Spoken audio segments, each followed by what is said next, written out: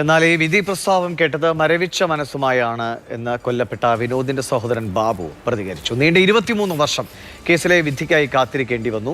അർഹതപ്പെട്ട കാര്യങ്ങളൊന്നും കുടുംബത്തിന് ലഭിച്ചിരുന്നില്ല എന്നും പരാതിയുണ്ട്. വേണ്ടി വന്നാൽ സ്വന്തം നിലയിൽ അപ്പീൽ പോകുമെന്നും ബാബു പ്രതികരിച്ചു. എന്നാൽ കോടതി വിധി ജനാധിപത്യ വിരുദ്ധവും വിവേചനപരവുമാണ് എന്ന് CK ജാനു പറഞ്ഞു. എല്ലാവരെയും വെറുതെ വിടേണ്ടതായിരുന്നു. വെടിവെപ്പിൽ മരിച്ച ജോഗിക്ക് ഇപ്പോഴും നീതി കിട്ടിയിട്ടില്ല എന്നും CK ജാനു പ്രതികരിച്ചു. ഒരു മരവിച്ച മനസ്സുമായിട്ടാണ് വിധി പ്രസ്താവം ഞങ്ങളൊക്കെ കേട്ടിരിക്കുന്നത്. 23 വർഷം കാത്തിരിക്കുകയാണ്. അത് തന്നെ ഏറ്റവും വലിയ നിരാശകരമായ ഒരു കാര്യമാണ്. അപ്പോൾ ബന്ധപ്പെട്ടവരുമായിട്ട് ആലോചിച്ചിട്ട് പിന്നെ അപ്പീൽ സാധ്യതകൾ ഒന്ന് നോക്കിയാണ്. വിധി ശരിക്കും ഒരു ജനാധിപത്യ വിധിയല്ല, വിവേചനപരമായിട്ടുള്ള ഒരു വിധിയാണ് ശരിക്കും വന്നിരിക്കുന്നത്. ജാതി വിവേചനം അതിനകത്ത് വളരെ കൃത്യമായിട്ടുണ്ട്. ഗവൺമെന്റിന്റെ പോലീസിന്റെ വെടികൊണ്ട് മരിച്ചതാണ് ശരിക്കും ജോഗിയാണ്.